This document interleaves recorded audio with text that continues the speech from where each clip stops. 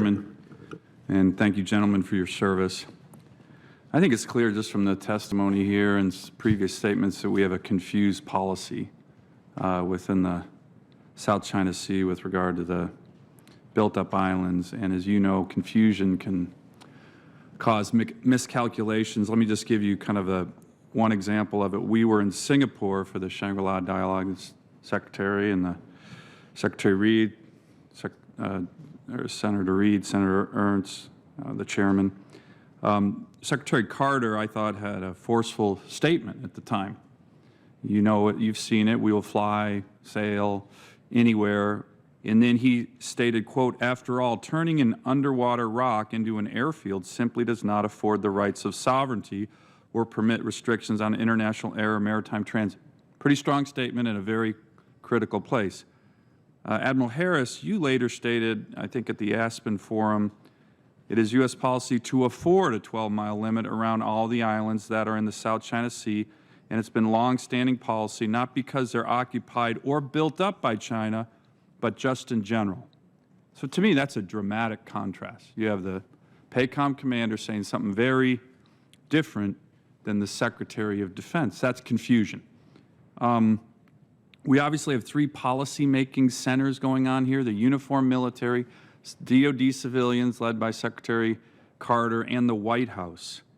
In your professional opinion, Admiral Harris, what should we sail or fly inside the 12-mile area with regard to those islands, as Secretary Carter stated we should?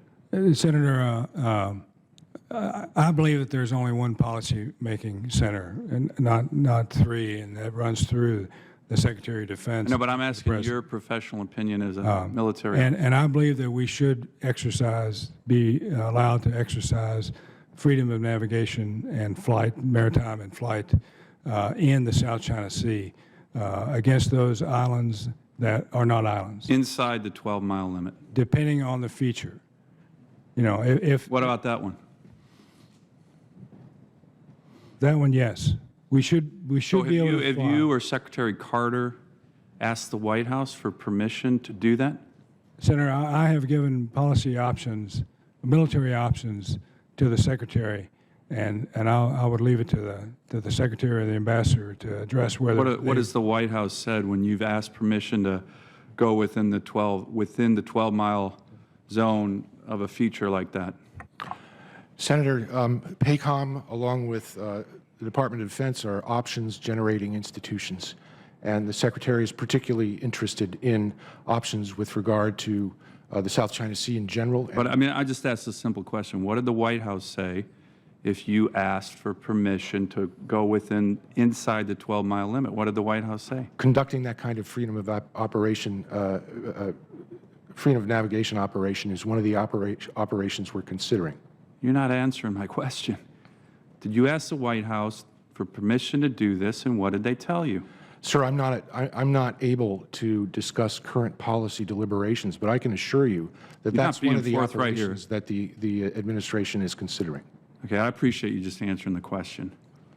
Again, I'm just not able to go into the details. So I think when the Secretary of Defense makes a definitive statement like that at a very important meeting of defense ministers in Asia, and then we don't follow up on it, it undermines our credibility. And that's something that we can't afford anymore. Our credibility is undermined everywhere in the world, and we do it here. It would be good if you could give me an answer to that question.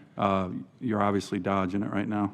Sir, I'd be delighted to give you the best possible answer, and I think that is that I'm just not able to. I want to turn real quick to the Alaska incident that the Chairman mentioned. I thought our reaction was it was immediate, it was muted, it was almost apologetic relative to the way the Chinese respond when we come within 12 miles of one of their islands.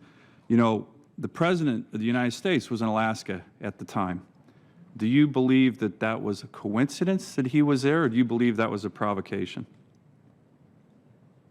That the Chinese were aggressively off the coast of Alaska when the President of the United States was visiting? Well, I'm not in a position to describe Chinese thinking on this, but what's our analysis, either of you, from your perspective?